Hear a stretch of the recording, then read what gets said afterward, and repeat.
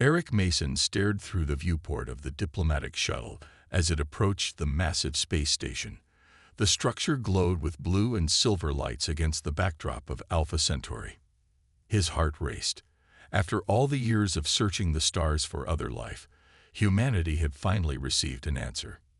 Nervous? Lisa Howard asked, adjusting her formal uniform beside him. Eric nodded. First humans to meet the Galactic Council. Hard not to be. The message had arrived 6 months ago, a signal from the edge of our solar system, translated into every major Earth language. The galaxy was full of life, organized under a council of 27 spacefaring species. They had been watching Earth for decades. Now they wanted to talk. The shuttle docked with a gentle bump.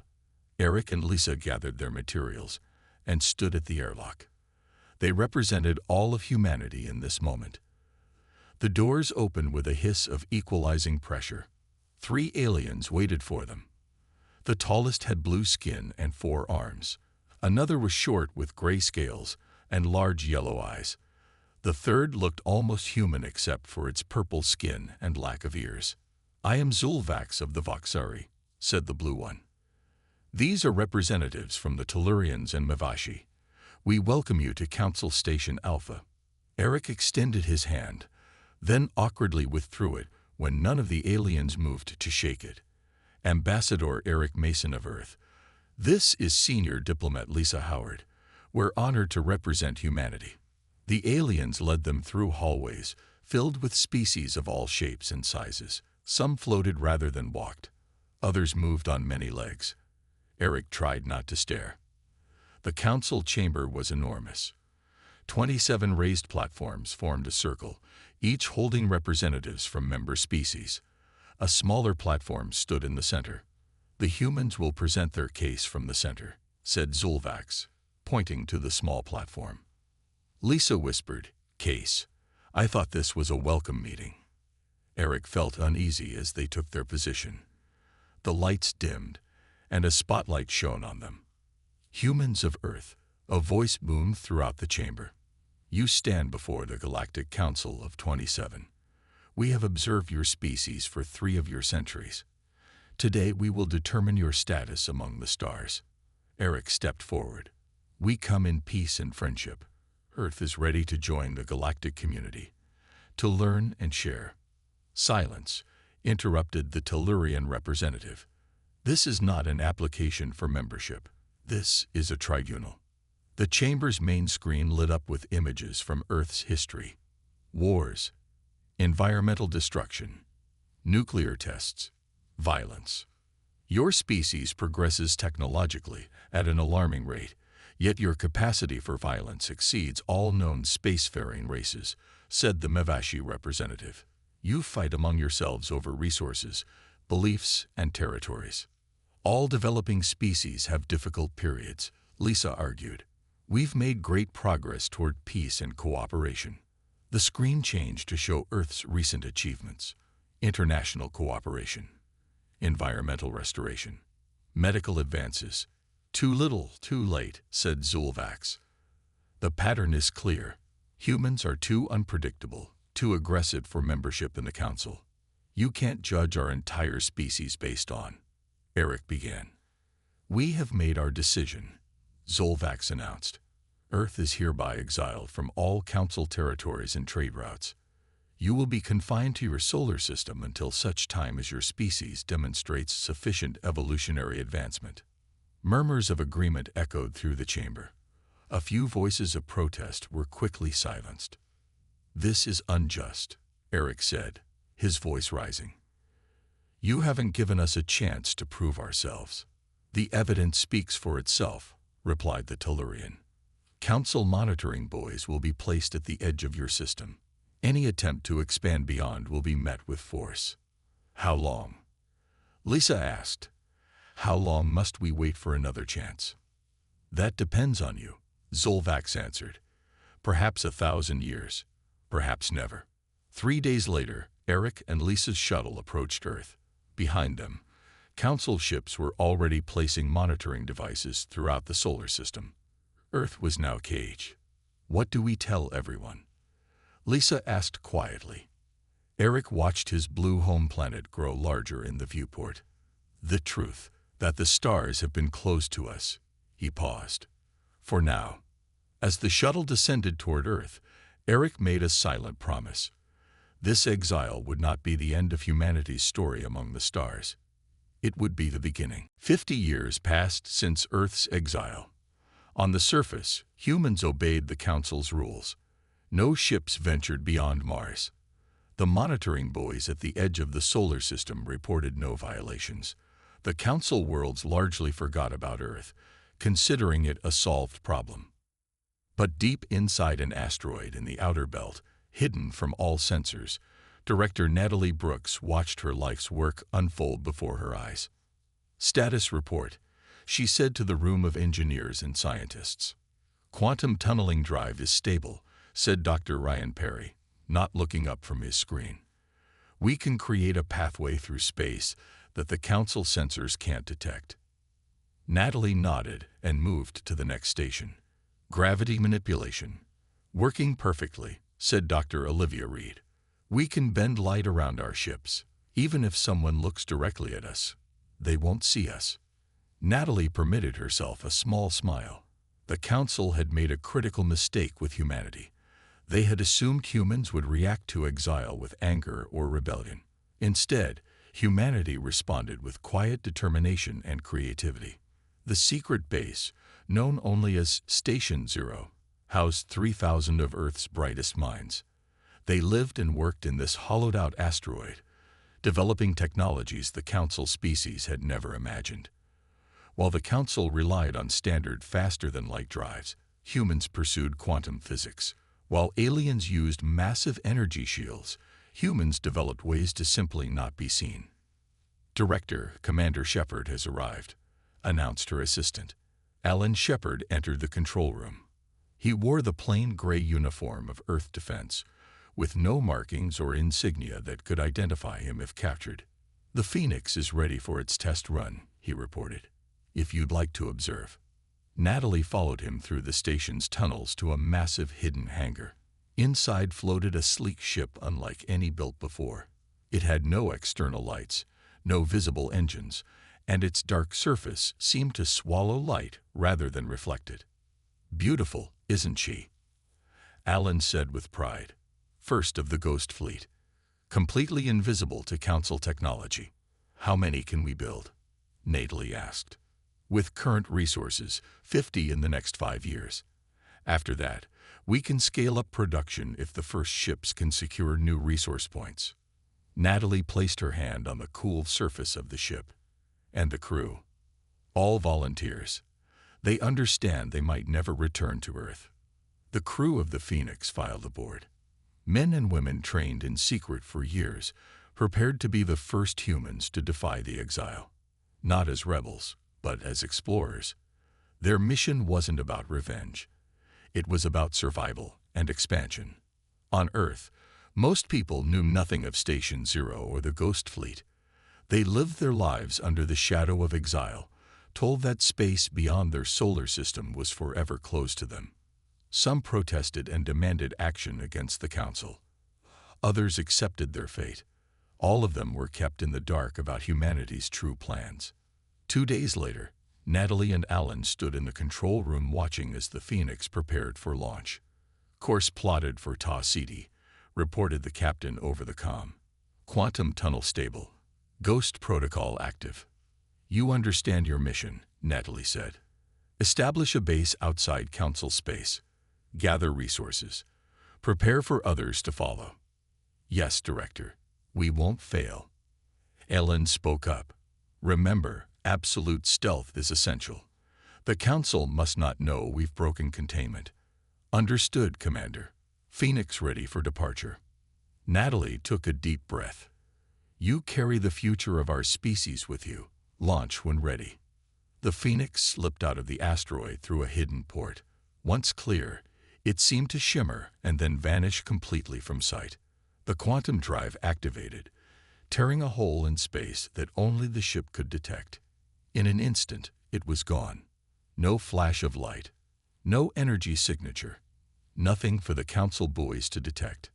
Back in the control room, Natalie turned to Alan. "And so it begins." "Yes," he replied. "The silent years won't be silent much longer." Outside the solar system, the Phoenix traveled through the quantum tunnel, its crew the first humans to break the chains of exile. Behind them, more ships were being built, more crews trained.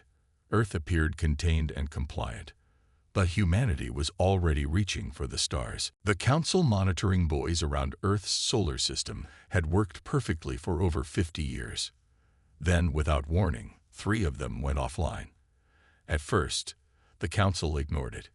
Equipment failures happened, but when 5 more buoys stopped transmitting within a month, they took notice. Jarek, senior investigator for the council security force, was sent to determine what happened. His ship approached Earth's system cautiously. The remaining buoys showed no sign of human ships leaving the solar system. Still, something wasn't right. "Scan complete," his assistant reported.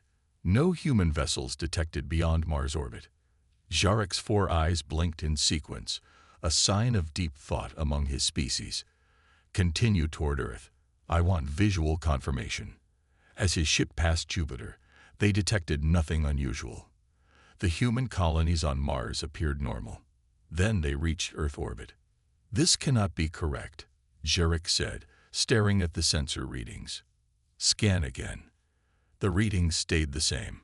Earth's population had dropped by over 40% since the last census. Major cities showed minimal activity. Power usage was down by half. "Land near their primary governance center," Jarek ordered. The council ship touched down in what humans called Washington, D.C. The streets were strangely empty. Buildings stood intact but unused. Automated systems kept the infrastructure running, but few humans were visible. "Where did they go?" his assistant asked. "Did they die out?" "No," Jarek replied. "Something else happened here." A single human approached them. He wore the uniform of Earth's diplomatic corps and walked with calm confidence. "Welcome to Earth," the human said. "I am Daniel Wright, liaison officer. We weren't expecting a council visit." Jarek studied the human carefully. "Your monitoring buoys are malfunctioning. Where is your population?" Daniel smiled. "People move around. Some went to Mars, others to the moon. Some preferred the underwater cities. Would you like a tour?" "Your answers are evasive," Jarek said. "Council records show Earth should have 9 billion humans. We detect less than 6 billion life signs on your entire planet." "Perhaps your scanners need calibration," Daniel suggested. "Or perhaps humans have become better at living with less impact on our world." For 3 days, Jarek investigated. Each question was met with polite but empty answers. The humans showed him farms, cities, and factories, all operating but strangely underpopulated. Everything seemed normal, yet nothing felt right. On the 4th day, Jarek discovered something unusual. In a closed research facility, his scanners detected energy patterns that matched no known human technology. When he demanded access, he was politely refused. That night, as Jarek reviewed his findings in his ship, an alert sounded. Someone was boarding without authorization. He reached for his weapon, but stopped when he saw it was Daniel Wright. "You shouldn't be here," Jarek said. "Neither should you," Daniel replied. "But since we're both breaking rules, we might as well be honest with each other. What happened to Earth's missing population?" Daniel sat down uninvited. "What would you do if someone locked you in a cage and threw away the key? Would you sit quietly, or would you look for another way out?" "The humans have left the solar system," Jarek realized. "But that's impossible. The boys would have detected any ships." "Only the ships they were designed to detect," Daniel said. "Council species think in straight lines. Humans think around corners." Jarek's inner eyelids closed in alarm. "How long?" "The first ships left almost 40 years ago. We have colonies in 17 systems now. None in council space, of course. We respect boundaries." "This changes everything," Jarek said. "The council must be informed." "They already know," Daniel replied. "Or they will Very soon. Your report won't be the first to reach them. Jarek felt a chill. What have you done? Daniel smiled again, but there was no warmth in it. Nothing yet. But the cage door is open, investigator. And humanity has remembered how to fly. When Jarek's ship left Earth the next day, he carried news that would shake the Council to its core. Humanity had not been contained. They had escaped. And no one knew how far they had gone, or what they had become during their years of silent preparation. Captain Frank Ellis stood on the bridge of the Pathfinder, watching as the planet came into view. It was a world the Council had labeled uninhabitable, too cold, with a toxic atmosphere and extreme radiation. Yet humans had found a way. Approaching New Eden, his navigator announced. Colony signals are strong. Frank smiled. New Eden was humanity's third and largest colony outside the solar system. What the Council deemed impossible, humans had made reality. Take us in, he ordered. The Pathfinder descended through thick clouds. Below, a sprawling colony emerged. Massive domes protected fields of crops. Tall buildings housed thousands of settlers. Mining operations extracted valuable minerals from the mountains, all on a world the Council had written off as worthless. Dr. Olivia Garcia met Frank at the landing pad. Wind whipped her coat as she greeted him. Welcome back, Captain. How was the run? Smooth. No Council ships detected. The quantum tunnels held perfectly. They walked to the colony's main complex. Through reinforced windows, Frank could see children playing in a park under artificial sunlight. The colony was thriving. Your terraforming equipment arrived safely, Frank told her. How soon until Phase 2 begins? Olivia's eyes lit up with excitement. We start next month. In 5 years, we'll be able to breathe the air outside. In 10, we'll have oceans. Frank nodded with approval. Humanity had learned to change worlds to suit their needs, rather than waiting for perfect planets like the Council races did. It gave humans an edge. They could live where no one else wanted to go. Their meeting was interrupted by an urgent message. Doctor, Captain, you're needed in command. Emergency signal from the Lurani sector. The Lurani were a peaceful race who had refused to join the Council, preferring independence. Their territory bordered several human colonies, though they didn't yet know about their new neighbors. In the command center, a video played on the main screen. It showed Lurani ships being attacked by larger, heavily armed vessels. Krell warships, Frank identified them. The Council's aggressive neighbors. Why are they attacking the Lurani? Resources, most likely, said the intelligence officer. The Lurani have rich worlds but weak defenses. The Council never helps non-member races. Frank studied the tactical display. How long until the Lurani homeworld falls? Hours, maybe less. They're being slaughtered. Frank made a decision that would change humanity's place in the galaxy. Contact Earth Command. Request permission to intervene. Olivia looked shocked. If we show ourselves, the Council will know we've broken containment. They already know, Frank replied. Jarek's report reached them weeks ago. The Krell don't know about us yet. We have surprise on our side. Permission came within 30 minutes. 3 human battle cruisers, hidden in nearby systems, were ordered to assist the Lurani. Their orders: stop the Krell invasion, save as many Lurani as possible, and show the galaxy what humanity had become. Frank returned to the Pathfinder, now reconfigured for combat. As his ship lifted off, he addressed his crew. Today, we stop hiding. Today, we show the stars what happens when you cage humans and expect them to stay put. The Lurani need our help, and we'll give it to them. Not because the Council says we can, but because it's right. The Pathfinder entered a quantum tunnel, followed by 2 other ships. They emerged near the Lurani homeworld, where a dozen Krell battleships were bombarding the planet. The Krell had never encountered humans before. They had no defense against quantum-based weapons or gravity disruption fields. The battle lasted less than 20 minutes. When it ended, 11 Krell ships were disabled or destroyed. The 12th fled to warn its empire. The The Lurani were saved, watching in awe as their unknown saviors revealed themselves. On the Pathfinder's bridge, Frank opened communications with the Lurani leaders. "This is Captain Frank Ellis of Earth. We come in friendship and offer our help rebuilding what the Krell destroyed." The Lurani leader's translated voice was filled with wonder. "Earth, the exiled world. How is this possible?" Frank smiled. "Let's just say exile taught us some valuable lessons, and now we'd like to teach the galaxy a few lessons of our own." The news spread quickly.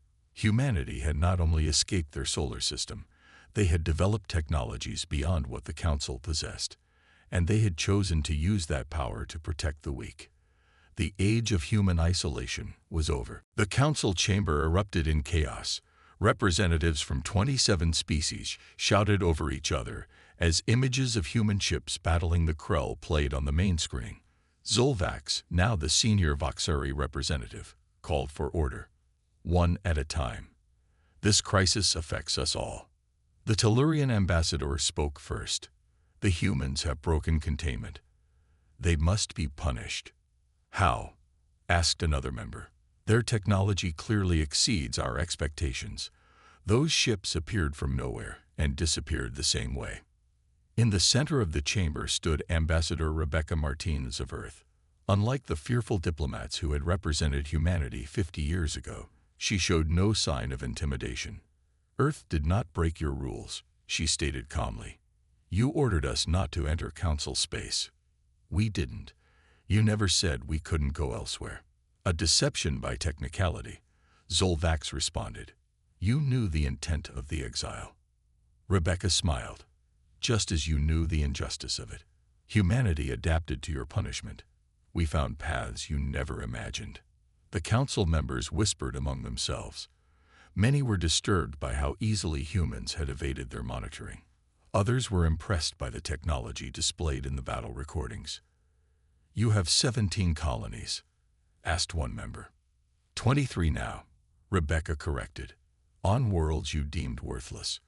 We've formed alliances with 12 non-council races, including the Lurani.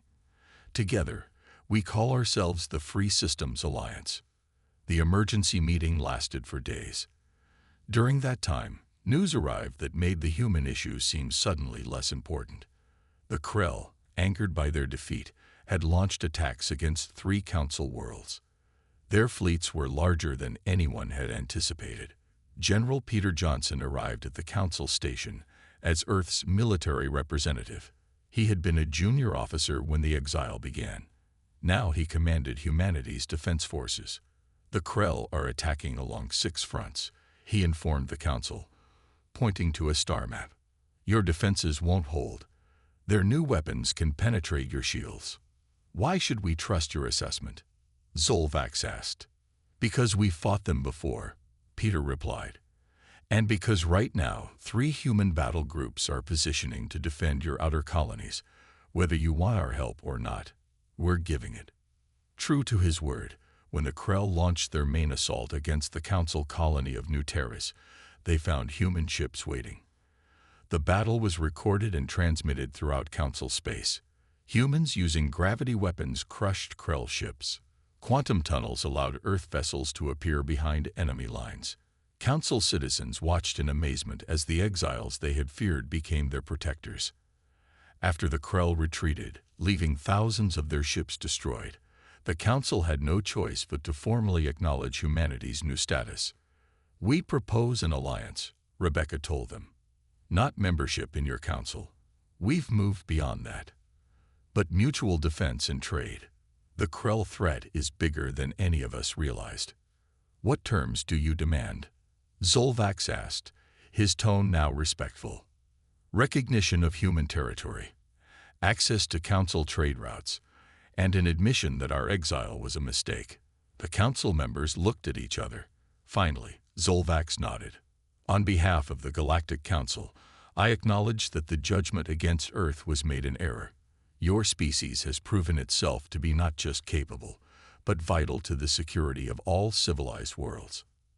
As Rebecca signed the Alliance Treaty, she remembered Eric Mason and Lisa Howard, the first ambassadors who had returned to Earth with news of their exile.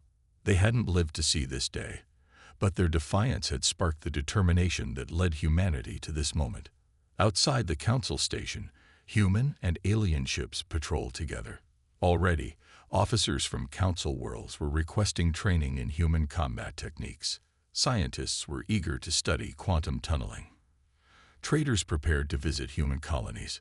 50 years of exile had ended not with humanity begging for acceptance, but with the galaxy recognizing they needed the very qualities that had once frightened them. Human unpredictability and aggression, properly channeled, had become the shield protecting billions of lives across the stars. 6 months after the alliance was formed, the Krell launched their largest attack yet.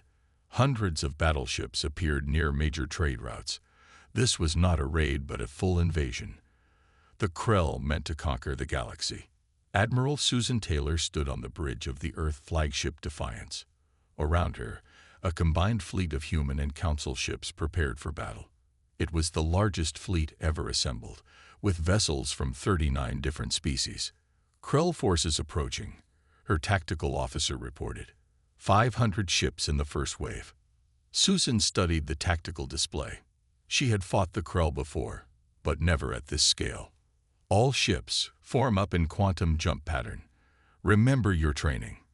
Council ships had been retrofitted with human communication systems. Their captains had learned human battle tactics. Still, many were nervous. They had never fought alongside the species they once feared. Enemy in range, the weapons officer announced. Susan nodded. Begin Phase 1.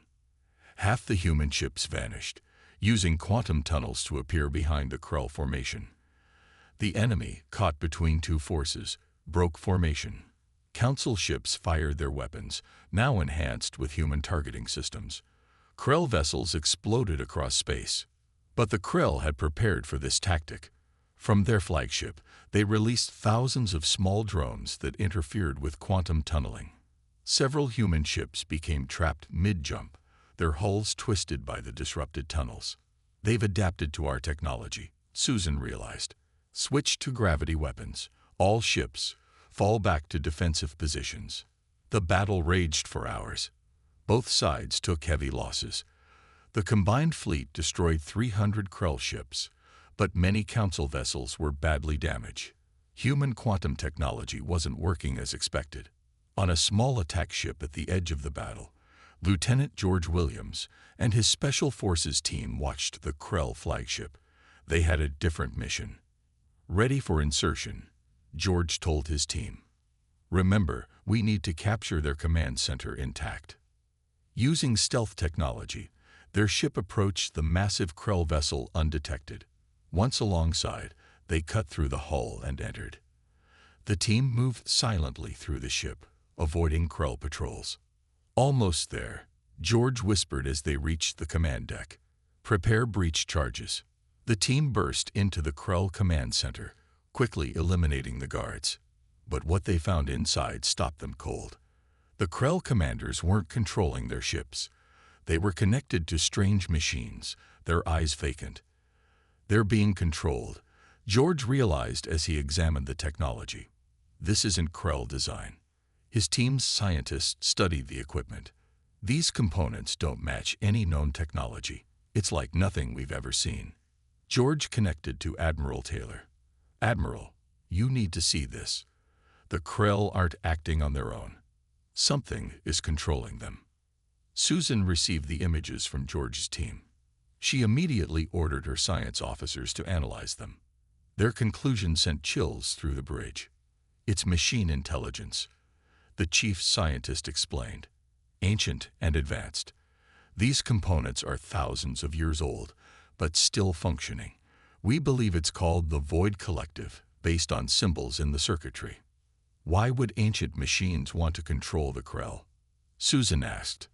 The data suggests they're using the Krell to eliminate other organic life.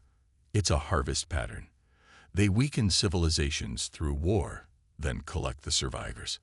On the Krell flagship, George found more disturbing evidence.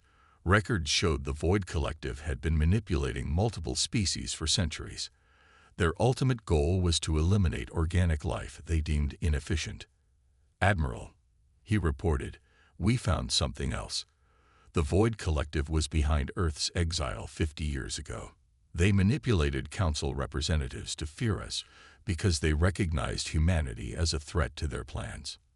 As the battle continued outside, George's team worked to disconnect the Krell commanders from the controlling machines. One by one, Krell ships began to stop fighting as their crews regained free will. Susan addressed the combined fleet. "All ships, cease fire on surrendering Krell vessels. We have a new enemy, one that has been manipulating us all from the shadows. The real war is just beginning." The day ended with an uneasy victory. The immediate Krell threat was contained, but a greater danger had been revealed. The galaxy faced an enemy older and more dangerous than anyone had imagined. And humanity, once exiled and forgotten, now stood at the center of the coming storm. 3 weeks after the battle, representatives from every known spacefaring race gathered on neutral ground. The meeting took place on a space station built by humans at the edge of former Krell territory. Council members sat alongside Free Alliance species and even Krell delegates, now free from the Void Collective's control. Scientist Ben Cooper displayed his findings on the main screen. He had spent years studying unusual patterns in Council decisions and had finally connected them to Void Collective influence. "The evidence is clear," Ben explained, pointing to his data. "For at least 3 centuries, the Collective has been placing agents throughout Council space. They take the form of advisors, traders, even diplomats." He showed images of seemingly normal aliens from various species. "These aren't biological beings. They're advanced machines designed to look and act like members of your species." The room filled with shocked whispers. Many representatives began looking at their colleagues with suspicion. Most troubling, Ben continued, was their successful effort to isolate Earth. "This document proves that 3 key Council members who voted for our exile were replaced by collective agents beforehand." Zulvax examined the evidence. "Why target humans specifically? What made Earth such a threat?" Ben changed the display to show human brain scans next to other species. "Our minds work differently. Humans are the only species whose thought patterns the Collective cannot predict or control. Our creativity and adaptability make us immune to their influence. They feared what would happen if humans spread throughout the galaxy." Political officer Karen Mitchell stepped forward. She had been working behind the scenes for months, building support for major changes. "The Council system has been compromised for centuries," she said. "We need a complete reformation, not just to fight the Void Collective, but to create something stronger and more just." Council hardliners objected immediately. The Tellurian representative rose in anger. "This is a human plot to take control. First exile, then alliance. Now you want to dismantle our entire system of governance." Karen remained calm. "The system that exiled us was corrupted by the very enemy we now face together. If we continue as before, the Collective will find new ways to manipulate us. Division is what they want." For days, the debate continued. Old powers resisted change while newer voices called for reform. Some suggested abandoning the Council entirely. Others wanted to maintain tradition. Finally, Karen presented a proposal. A new galactic charter. Power based not on seniority or tradition, but on contribution. Every species has something valuable to offer. Together, we are stronger than alone. Her plan reorganized galactic governance into specialized councils. Military defense, scientific research, cultural exchange, economic development. Each area would be led by those most qualified, regardless of species.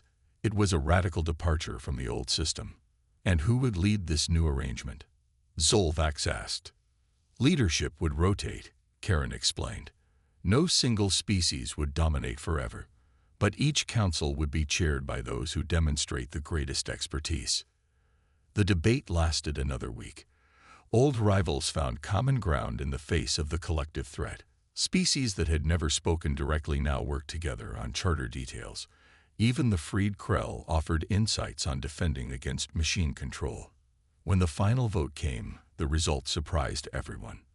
The new Galactic Charter passed with support from 83% of representatives. The old council was dissolved, replaced by the United Galactic Alliance. As Karen signed the charter on behalf of Earth, she felt the weight of history. 50 years ago, humans had been judged unworthy of the stars. Now they had helped reshape the entire galactic order. "What positions will humans hold in this new system?" a reporter asked her after the ceremony. Karen smiled. "The same as everyone else. We'll serve where our skills are needed." But everyone knew the truth. Human innovation had already made them leaders in military strategy, terraforming technology, and quantum physics. Under the new merit-based system, they would naturally rise to key positions. That evening, as representatives celebrated the historic agreement, Ben Cooper received an urgent message. His monitoring systems had detected unusual energy patterns from a distant region of space. The Void Collective was mobilizing its main force. The battle for the galaxy's future was about to begin. 100 years after Earth's exile, Admiral William Hayes stood on the bridge of the Unity, the largest starship ever built. Around him, officers from 20 different species worked at their stations. Beyond his viewport, 10,000 ships gathered, the combined might of the United Galactic Alliance. All fleet groups report ready, Admiral. His Tellurian second-in-command reported. William nodded. Begin final preparations for dimensional jump. For 5 years, the Alliance had fought the Void Collective across hundreds of star systems. The ancient machines had emerged from hiding, unleashing weapons that could destroy entire planets. But the Alliance had adapted, combining technologies from all member species into new defenses. Now they had located the Collective's home dimension, a pocket universe where the machine intelligence had hidden for thousands of years. After countless battles, the Alliance was ready to take the fight to the enemy's doorstep. In the strategy room, William addressed leaders from across the Alliance. "This will be our most difficult battle. The Collective has existed for thousands of years. They've defeated countless civilizations, but none of those civilizations had what we have: unity in diversity." The plan was daring. Using modified human quantum tunneling technology, the fleet would create a massive dimensional gateway. Once open, Alliance forces would enter the Collective's domain and target its central processing cores. "Remember," William continued, "this enemy tried to keep us divided. They feared what would happen if we worked together. Today we proved their fears were justified." As preparations continued, William received an unexpected visitor. Zolvax, now ancient even by Voxari standards, had come aboard despite his age. He was the last surviving member of the original council that had exiled Earth. "I wish to witness this moment," Zolvax told William, "to see the completion of a circle that began with my own mistake." William offered the elderly alien a seat. "The exile wasn't your fault. You were manipulated by the Collective." "Perhaps," Zolvax replied. "But we were also afraid. Your species moved so quickly, thought so differently. We feared what would happen if humans spread throughout the stars." He gestured at the diverse crew working together. "We never imagined this outcome." "What outcome did you expect?" William asked. "That you would become conquerors. Instead, you became leaders who uplift others." Zolvax's 4 eyes blinked in sequence. "I was wrong about humanity. We all were." The countdown to dimensional jump continued. Scientists made final adjustments to the quantum gateway generators. Soldiers prepared for ground combat against machine defenders. Medical teams stood ready for casualties. William addressed the entire fleet. 100 years ago, humanity was judged unworthy of the stars. We were locked away, expected to live in isolation, while the galaxy continued without us. But that judgment overlooked the greatest human quality: our refusal to accept limitations. The massive quantum gateway began to form ahead of the fleet. Energy spiraled into a vortex leading to the Collective's dimension. We stand here today, not as conquerors, but as protectors. Not as a single species, but as a united galaxy. The Void Collective believed organic life was inferior to machines. Today we prove that life, in all its wonderful diversity, will always triumph over cold calculation. The gateway stabilized, creating a shimmering tunnel between dimensions. William gave the command, and the lead ships began to move forward. On Earth, crowds gathered in city centers to watch the battlefields. Children who had grown up hearing stories about the Exiled now witnessed humanity leading the greatest fleet in history. In classrooms, teachers reminded their students how far they had come from being prisoners in their own solar system. As the Unity entered the gateway, William thought about all the steps that had led to this moment. The exile that forced humanity to innovate, the silent years of preparation, the first cautious expansion, the alliance with the Lurani, the discovery of the true enemy, the reformation of galactic governance. Each challenge had made humanity stronger. Each obstacle had forced them to adapt.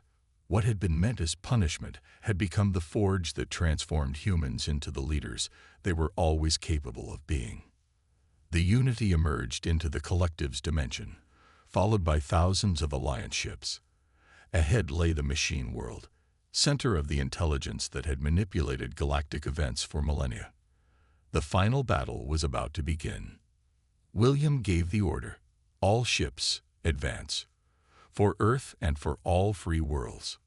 100 years after being told they didn't belong among the stars, humanity led the galaxy into its greatest challenge. The exile had ended. The stars were now theirs to protect.